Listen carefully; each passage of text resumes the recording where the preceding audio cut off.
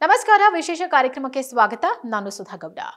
ನೋಡಿ, ಕನ್ನಡ ರಾಜ್ಯೋತ್ಸವದ ಒಂದು ಸಂದರ್ಭದಲ್ಲಿ ಅಂದ್ರೆ ನವೆಂಬರ್ ತಿಂಗಳು ಬಂತು ಅಂತಂದ್ರೆ ಸಾಕು, ಎಲ್ಲ ಕಡೆಗಳಲ್ಲೂ ಕರ್ನಾಟಕದ ಮೂಲೆ ಮೂಲೆಗಳಲ್ಲೂ ಕೂಡ ಕನ್ನಡದ ಬಾವುಟ ಹಾರಾಡೋದು ನಮಗೆ ಹೆಮ್ಮೆಯ ವಿಚಾರ. ಬೇರೆ ದಿನಗಳಲ್ಲಿ ಬಾವುಟ ಹಾರಾಡೋದಕ್ಕೂ ನವೆಂಬರ್ ತಿಂಗಳಲ್ಲಿ ವಿಶೇಷವಾಗಿ ಬಾವುಟಗಳನ್ನ ನಾವು ಹಾರಾಟ ಮಾಡೋದಕ್ಕೂ ವ್ಯತ್ಯಾಸಗಳಿದೆ. ಯಾಕಂದ್ರೆ ನವೆಂಬರ್ ಅಂತಂದ್ರೆ ಒಂದು ಕನ್ನಡಕ್ಕಾಗಿ ಮೀಸಲಾಗಿರುವಂತಹ ಒಂದು ತಿಂಗಳು ಅಂತೇಳಿ ನಾವೆಲ್ಲರೂ ಕೂಡ ಅಂದುಕೊಂಡು ಬಿಟ್ಟಿದ್ದೀವಿ. ಆಮೇಲೆ ನವೆಂಬರ್ ತಿಂಗಳು ಪೂರ್ತಿ ಬೇರೆ ಬೇರೆ ಜಿಲ್ಲೆಗಳಲ್ಲಿ ವಿಶೇಷವಾದಂತಹ ಕಾರ್ಯಕ್ರಮಗಳನ್ನ ಹಮ್ಮಿಕೊಂಡಿರ್ತಾರೆ, ರ್ಯಾಲಿಗಳನ್ನ ನಡೆಸ್ತಾರೆ.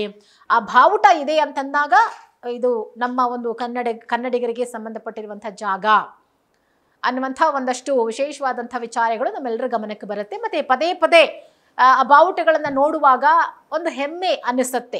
ಹಾಗಾಗಿ ವಿಶೇಷವಾಗಿ ನಾವು ಆಟೋಗಳಲ್ಲಾಗಿರ್ಬೋದು, ಕೆಲವರು ರ್ಯಾಲಿಗಳನ್ನು ಮಾಡುವಾಗ ನಮ್ಮ ಕನ್ನಡದ ಧ್ವಜಗಳನ್ನು ಹಾಕೊಂಡು ಓಡಾಡುವಂಥದ್ದು ನವೆಂಬರ್ ತಿಂಗಳಲ್ಲಿ ಎಲ್ಲಿ ನೋಡಿದ್ರು ಸರ್ವೇ ಸಾಮಾನ್ಯವಾಗಿ ಕಂಡುಬರುತ್ತೆ. ಆದರೆ ಈ ಕೆಲವೊಂದು ಭಾಗಗಳಲ್ಲಿ ಬೇರೆ ಕಡೆಯಿಂದ ಬಂದು ವಾಸ ಮಾಡ್ತಿರ್ತಾರಲ್ಲ, ಅಂಥವರು ನವೆಂಬರ್ ತಿಂಗಳು ನಮ್ಮ ಕರ್ನಾಟಕಕ್ಕೆ ವಿಶೇಷ, ಅದನ್ನು ಅವ್ರು ಮಾಡಿಕೊಳ್ಳಿ, ಅದು ಅವರ ಒಂದು ಹಬ್ಬ ಅಂತ ಹೇಳಿ ಗೊತ್ತಿದ್ರೂ ಕೂಡ ಕಿರಿಕ್ ಮಾಡ್ತಾರಲ್ಲ, ಅಂಥವ್ರನ್ನ ಏನು ಮಾಡಬೇಕು ಅನ್ನುವಂಥ ಒಂದು ಪ್ರಶ್ನೆ ಬರುತ್ತೆ.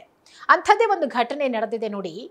ಕನ್ನಡ ರಾಜ್ಯೋತ್ಸವದ ಪ್ರಯುಕ್ತ ನಮ್ಮ ರಾಜ್ಯಗಳಲ್ಲಿ ನಾವು ಬಾವುಟ ಹಾರಿಸಿ ಸಂಭ್ರಮಿಸೋದು ಕರ್ನಾಟಕದಲ್ಲಿ ಸರ್ವೇ ಸಾಮಾನ್ಯ. ನಮಗೆ ಅದು ಹೆಮ್ಮೆಯ ವಿಚಾರ ಹೌದು. ಆಮೇಲೆ ನಮಗೆ ಅದು ಖುಷಿ ಕೊಡುವಂಥ ವಿಚಾರ. ಆಮೇಲೆ ರಾಷ್ಟ್ರಧ್ವಜವನ್ನ ನಾವು ಹೇಗೆ ಗೌರವಿಸ್ತೀವಿ ಅನ್ನೋದು ಕೂಡ ನಾವು ಅರ್ಥ ಮಾಡ್ಕೊಳ್ಬೇಕಾಗಿರುವಂಥ ವಿಚಾರ. ರಾಷ್ಟ್ರಧ್ವಜವನ್ನ ಹೇಗೆ ಗೌರವಿಸ್ತಾರೋ ಅದೇ ರೀತಿ ಕನ್ನಡಿಗರು ತಮ್ಮ ರಾಜ್ಯದ ಧ್ವಜವನ್ನೂ ಸಹ ನಾವು ಅಷ್ಟೇ ಪ್ರೀತಿ ಮತ್ತೆ ಗೌರವದಿಂದ ಕಾಣ್ತೀವಿ.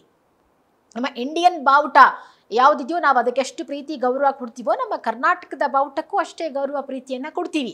ಆ ಬಾವುಟದ ತಂಟೆಗೆ ಯಾರಾದರೂ ಬಂದರೆ ಖಂಡಿತ ನಾವು ಅವರನ್ನ ಸುಮ್ಮನೆ ಬಿಡೋದಿಲ್ಲ ಅನ್ನೋದು ಕೂಡ ಗೊತ್ತು. ಆ ಬಾವುಟವನ್ನು ತುಳಿಯೋದಾಗ್ಲಿ ಕಿತ್ತೆಸೆಯೋದಾಗ್ಲಿ ಮಾಡಿದ್ರೆ ಖಂಡಿತ ಅವರ ವಿರುದ್ಧ ಕ್ರಮ ಕೂಡ ತೆಗೆದುಕೊಳ್ತೀವಿ ಅನ್ನೋದು ಕೂಡ ಗೊತ್ತು. ಆದರೆ ಈ ರಾಜ್ಯೋತ್ಸವದಂದು ನಾವು ಸರ್ಕಾರಿ ಕಚೇರಿಗಳಲ್ಲಾಗಿರ್ಬೋದು ಅಥವಾ ಖಾಸಗಿ ಕಚೇರಿಗಳಲ್ಲಾಗಿರ್ಬೋದು, ಸಾರ್ವಜನಿಕ ಸ್ಥಳಗಳಲ್ಲಿ ಬಾವುಟವನ್ನು ಹಾರಿಸಿ ತಮ್ಮ ಅಭಿಮಾನವನ್ನು ನಾವು ಪ್ರದರ್ಶನ ಮಾಡ್ತೀವಿ. ಆದರೆ ಉತ್ತರ ಕನ್ನಡ ಜಿಲ್ಲೆಯ ಯಲ್ಲಾಪುರದಲ್ಲಿ ಒಬ್ಬ ಮಹಿಳೆ ಸಾರ್ವಜನಿಕ ಸ್ಥಳದಲ್ಲಿ ಕನ್ನಡ ಧ್ವಜ ಹಾಕೋಕೆ ಹೋದಾಗ ಸೊಕ್ಕಿನಿಂದ ಮಾತನಾಡಿರುವಂಥ ಒಂದು ವಿಡಿಯೋ ಈಗ ಸಾಮಾಜಿಕ ಜಾಲತಾಣಗಳಲ್ಲಿ ವೈರಲ್ ಆಗಿದೆ. ಆಕೆಯ ಬಗ್ಗೆ ಕನ್ನಡಿಗರು ಆಕ್ರೋಶವನ್ನ ವ್ಯಕ್ತಪಡಿಸಿದ್ದಾರೆ.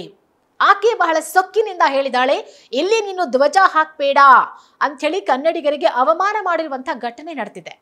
ಈ ವಿಡಿಯೋವನ್ನ ಸಾಮಾಜಿಕ ಜಾಲತಾಣಗಳಲ್ಲಿ ಯಾರೋ ಹರಿಬಿಟ್ಟಿದ್ದಾರೆ. ಇದು ನನ್ನ ಏರಿಯಾ, ಎಲ್ಲಿ ನೀನು ಬಾವುಟ ಹಾಕಬೇಡ ಅಂತ ಹೇಳಿ ಮಹಿಳೆ ಕಿಡಿಕಾರಿದಾಳೆ. ಆಮೇಲೆ ಆಕೆ ಇಲ್ಲಿ ಕನ್ನಡದವಳಾಗಿದ್ದಿದ್ರೆ ಆ ಮಾತು ಹೇಳ್ತಿರ್ಲಿಲ್ಲ. ಆ ಮಾತನ್ನ ಹೇಳಿರೋದು ಆಕೆ ಬೇರೆ ಭಾಷೆಯವಳು, ಬಂದು ಇರೋದು ಕರ್ನಾಟಕದಲ್ಲಿ, ಬೇರೆಯವ್ರ ಜಾಗದಲ್ಲಿ ಇದ್ದು ನನ್ನ ಜಾಗ ಇದು, ಇಲ್ಲಿ ಕನ್ನಡ ಬಾವುಟ ಹಾಕಬೇಡ ಅಂತ ಹೇಳಿದ್ರೆ ಯಾರಾದ್ರೂ ಆ ಮಾತನ್ನು ಕೇಳ್ತಾರಾ? ಆಮೇಲೆ ಈ ಹಿಂದೆ ಕೂಡ ಒಬ್ಬನಿಗೆ ಬೈದು ಕಳುಹಿಸಿದ್ದೆ, ನಿನಗೂ ಹೇಳ್ತಿದ್ದೇನೆ ಇಲ್ಲಿ ಕನ್ನಡ ಬಾವುಟ ಹಾಕಬೇಡ ಅಂಥೇಳಿ ಬಹಳ ದುರಂಕಾರದ ವರ್ತನೆಯನ್ನ, ಸೊಕ್ಕಿನ ವರ್ತನೆಯನ್ನ ಮಹಿಳೆ ತೋರಿದಾಳೆ. ಕನ್ನಡ ಬಾವುಟವನ್ನ ಹಾಕೋಕೆ ಹೋಗ್ತಿದ್ದಂಥ ವ್ಯಕ್ತಿ ಆ ಜಾಗದ ಮಾಲೀಕರ ಬಳಿ ನಾನು ಮಾತನಾಡಿ ಪರ್ಮಿಷನ್ ತಗೊಂಡಿದ್ದೀನಿ, ನಾನು ಹಾಕ್ತೀನಿ ಅಂಥೇಳಿ ಪಾಪ ಬಾವುಟ ಹಾಕಿ ಬಂದಿದ್ದಾನೆ. ಆದರೂ ಕೂಡ ಆಕೆ ಯಾವುದೇ ಕಾರಣಕ್ಕೂ ನೀನಿಲ್ಲಿ ಕನ್ನಡ ಬಾವುಟವನ್ನ ಹಾಕಬೇಡ, ಬೇರೆಲ್ಲಾದರೂ ಹಾಕೋ ಅಂಥೇಳಿ ಧಮಕಿ ಹಾಕಿರುವಂಥ ಒಂದು ವಿಡಿಯೋ ಅದು. ಇನ್ನು ಆಕೆಯ ಮಾತಿನಲ್ಲಿ ಕನ್ನಡತನದ ವಿರೋಧಿ ಆಕೆ ಅನ್ನೋದು ಬಹಳ ಸ್ಪಷ್ಟವಾಗಿ ಎದ್ದು ಕಾಣಿಸ್ತಾ ಇದೆ. ಕನ್ನಡ ಧ್ವಜದ ವಿರುದ್ಧ ಇರುವಂತಹ ದ್ವೇಷ ಎದ್ದು ಕಾಣ್ತಾ ಇದೆ. ಯಾಕೆ ದ್ವೇಷ ಮಾಡಬೇಕು? ನಮ್ಮ ಕನ್ನಡದ ಧ್ವಜ ಆಕೆಗೇನು ಮಾಡಿದೆ? ಆಕೆ ಇರೋದು ಕರ್ನಾಟಕದಲ್ಲಿ, ಆಕೆ ತಿಂತಾ ಇರೋದು ಕರ್ನಾಟಕದ ಅನ್ನ, ಸೇವಿಸ್ತಾ ಇರೋದು ಕರ್ನಾಟಕದ ಗಾಳಿ. ನವೆಂಬರ್ ತಿಂಗಳು ಅಂದಾಗ ನಮಗದು ವಿಶೇಷ, ನಾವು ಎಲ್ಲ ಬೇಕಾದರೂ ಬಾವುಟ ಹಾಕ್ತೀವಿ, ನಮಗಿರುವಂಥ ಹಕ್ಕು ಅದು.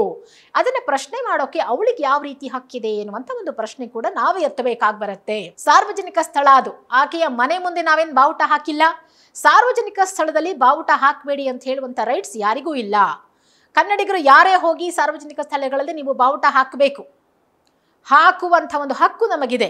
ಆ ಹಕ್ಕನ್ನ ನಾವು ಪಡ್ಕೊಳ್ಳುವಂಥ ಒಂದು ಪ್ರಯತ್ನವನ್ನು ಕೂಡ ಸಾಕಷ್ಟು ಬಾರಿ ಮಾಡ್ತೀವಿ. ಆದರೆ ಇವಳಿಗೇನು ಹಕ್ಕಿದೆ ಅಂತ ಹೇಳಿ ನೆಟ್ಟಿಗರು ಕೂಡ ಪ್ರಶ್ನೆ ಮಾಡಿದ್ದಾರೆ. ಆಕೆಯ ವಿರುದ್ಧ ಗರಂ ಆಗಿದ್ದಾರೆ. ಬೇರೆಯವರ ಜಾಗದಲ್ಲಿ ಬಾಡಿಗೆಗೆ ಇರುವಂಥ ಈಕೆ ಈ ಜಾಗದಲ್ಲಿ ಎಲ್ಲೂ ಕನ್ನಡ ಬಾವುಟ ಹಾಕೋಕೆ ಬಿಡಲ್ಲ ಅಂಥೇಳಿ ಹೇಳಿರೋದನ್ನ ಬಹಳಷ್ಟು ಜನ ಖಂಡಿಸಿದ್ದಾರೆ. ಹಾಗಾಗಿ ಆಕೆಯ ವಿರುದ್ಧ ಒಂದು ಕ್ರಮ ತಗೊಳ್ಬೇಕು ಅನ್ನುವಂಥ ಒಂದು ಆಗ್ರಹವನ್ನು ಕೂಡ ಮಾಡಿದ್ದಾರೆ. ಸೊ ಆಕೆ ಇನ್ನೂ ಕೂಡ ಅದೇ ರೀತಿಯಾಗಿ ಕಿರಿಕು ಮಾಡ್ತಾ ಇದ್ರೆ ಅಥವಾ ಬಾವುಟಕ್ಕೆ ಅವಮಾನ ಮಾಡುವಂಥ ಕೆಲಸಗಳನ್ನ ಮಾಡ್ತಾ ಇದ್ರೆ ಪದೇ ಪದೇ ಖಂಡಿತ ಆಕೆ ವಿರುದ್ಧ ಕ್ರಮ ತೆಗೆದುಕೊಳ್ಬೇಕಾದಂತ ಒಂದು ಅನಿವಾರ್ಯ ಇದೆ. ನೋಡೋಣ ಆಕೆ ವಿರುದ್ಧ ಕ್ರಮ ತೆಗೆದುಕೊಳ್ತಾರಾ ಅಥವಾ ಆಕೆಯ ಬಾಯಿ ಮುಚ್ಚಿಸೋ ಪ್ರಯತ್ನ ಮಾಡ್ತಾರಾ ಅಂತ ಹೇಳಿ. ಆದ್ರೆ ನಾವು ಅರ್ಥ ಮಾಡ್ಕೊಳ್ಬೇಕು, ನಮ್ಮ ಕರ್ನಾಟಕದಲ್ಲಿ ನವೆಂಬರ್ ತಿಂಗಳು ಅಂತ ಬಂದಾಗ ಕನ್ನಡಿಗರು ಎಲ್ಲೇ ಬಾವುಟ ಹಾರಿಸಿದ್ರು ಕೂಡ ಅದನ್ನ ದಯವಿಟ್ಟು ಗೌರವದಿಂದ ಕಾಣಿ, ಇದು ನಮಗೆ ಹೆಮ್ಮೆಯ ವಿಚಾರ. ಆಮೇಲೆ ನಾವು ಕನ್ನಡ ಬಾವುಟವನ್ನು ಗೌರವಿಸ್ತೀವಿ, ಹಾಗೆ ನಮ್ಮ ಇಂಡಿಯಾದ ಫ್ಲಾಗ್ ಅನ್ನು ಎಷ್ಟು ಗೌರವದಿಂದ ಕಾಣ್ತೀವೋ ಅಷ್ಟೇ ಒಂದು ಪ್ರೀತಿ ಗೌರವ ನಮ್ಮ ಕರ್ನಾಟಕದ ಭಾಷೆಗೆ ಇದೆ, ನಮ್ಮ ಬಾವುಟಕ್ಕಿದೆ. ಹಾಗಾಗಿ ಆ ಗೌರವವನ್ನ ನೀವು ಹಾಳು ಮಾಡುವಂಥ ಪ್ರಯತ್ನವನ್ನ ಮಾಡಿ ನಮ್ಮ ಕನ್ನಡಿಗರನ್ನ ಕೆಣಕಬೇಡಿ.